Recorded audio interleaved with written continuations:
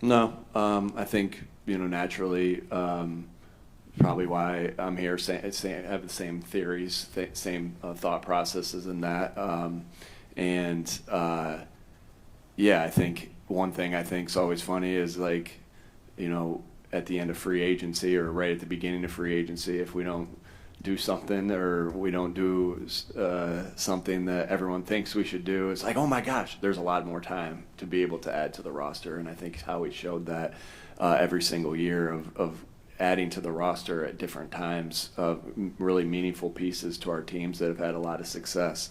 And so just grateful to have a partner with Howie of being the best guy in all of sports as a GM at his job. What do you like specifically about Jalen Phillips' game?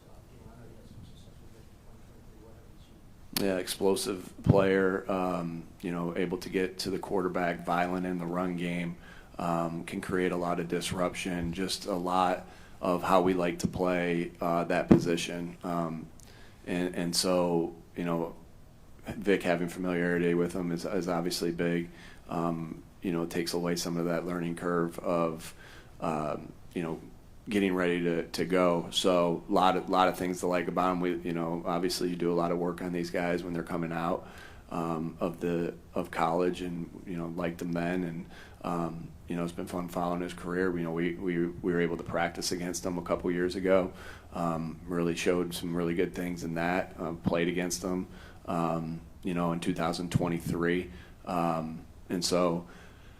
Yeah, just a lot to like about him. Really, really, really good player. Getting to know him a little bit. Really like the person. So, yeah, excited to add him to the mix. We'll see. Yeah, we'll see. Everything's different. Everybody's a little bit different. It was nice to be able to get some time with these guys. With a couple days off and be able to catch them up, that we have a little bit more time as far as playing a Monday night game this week. So, and we have more time to decide, who's up and who's down and all that stuff. You guys had success offensively running the bye week.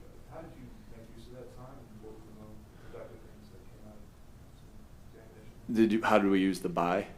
Yeah, our normal process. Our normal process of what we go through. There's always things that you add to it. So we worked our days that we worked. We took some time off. A little tradition. Some of the coaches came to my house to do some more work on one of the days off.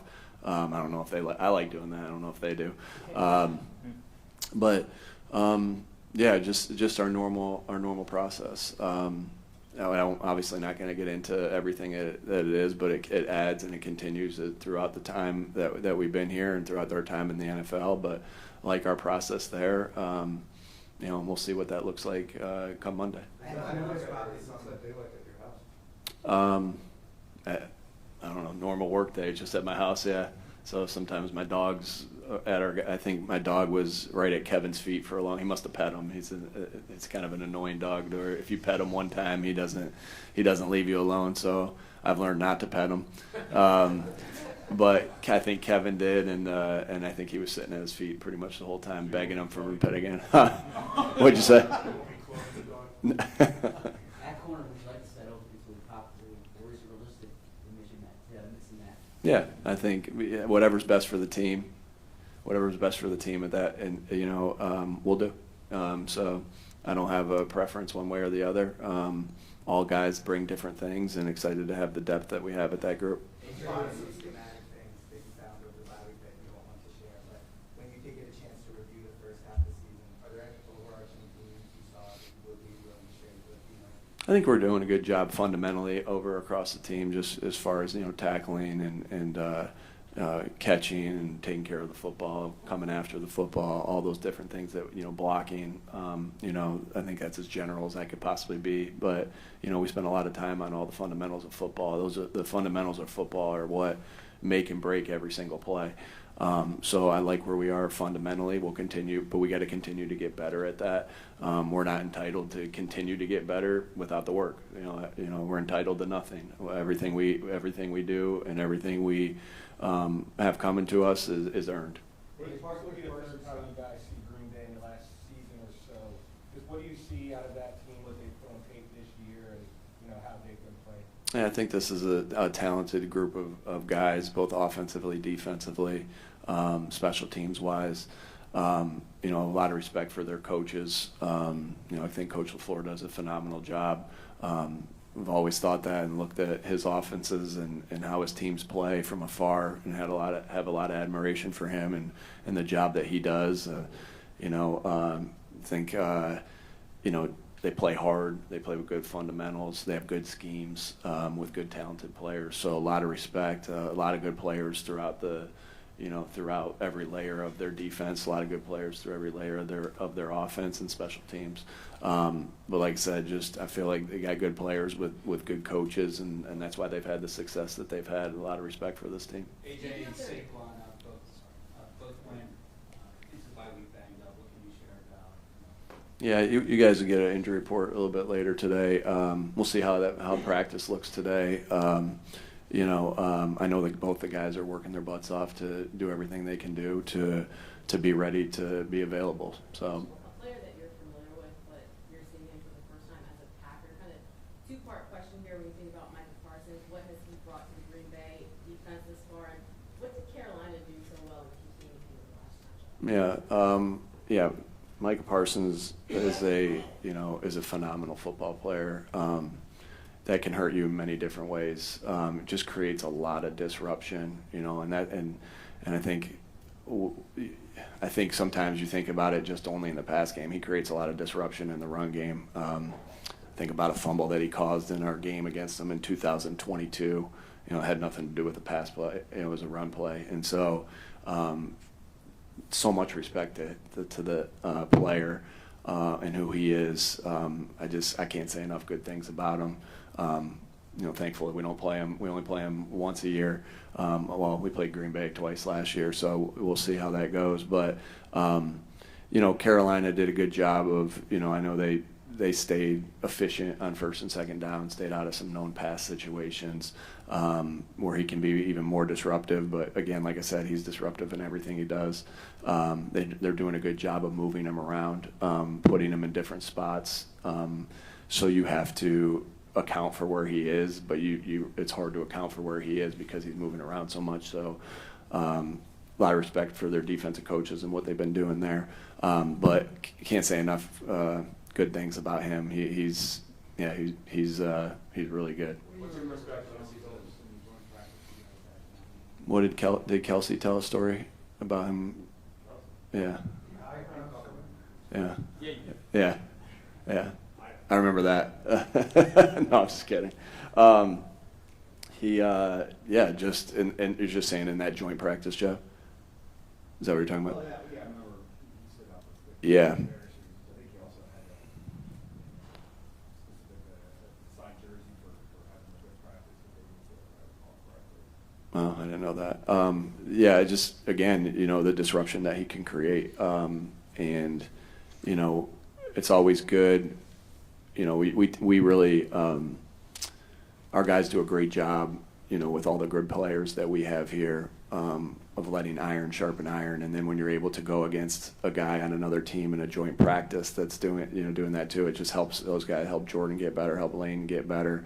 Very similar to how I felt like when we practiced against Cleveland. Again, all those things are great opportunities to help you get better. And I remember thinking, man, this guy can go, and he's big. He's a big. Have you guys been up to him yet? John Clark was the only one, the one I heard.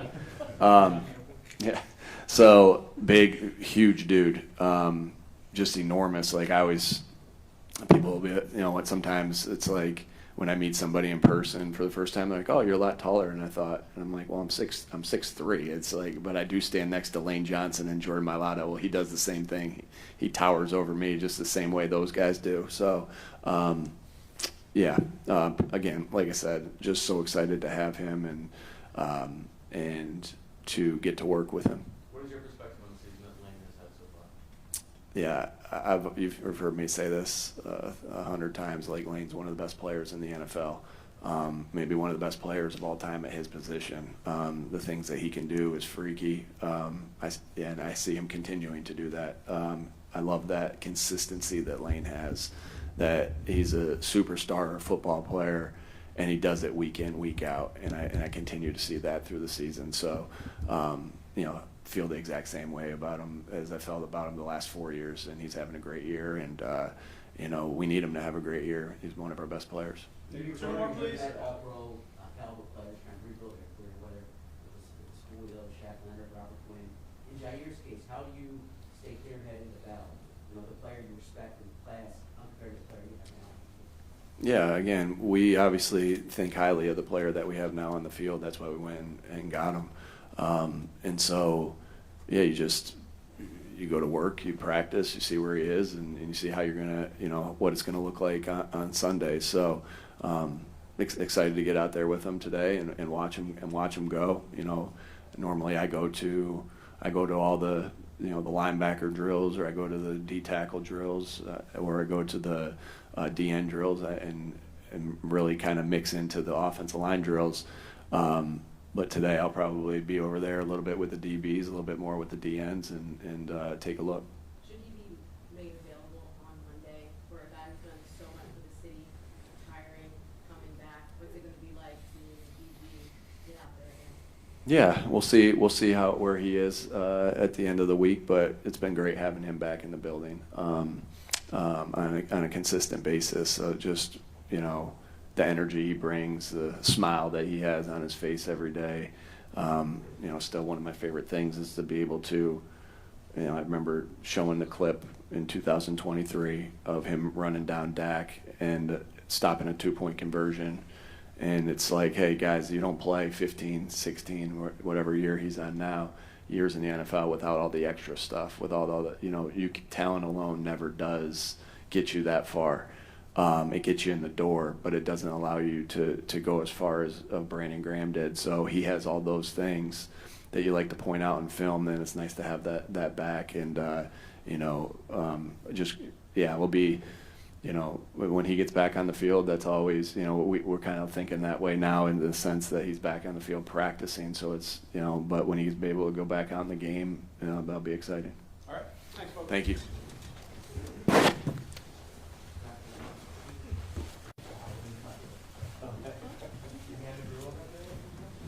No, we put the ball out.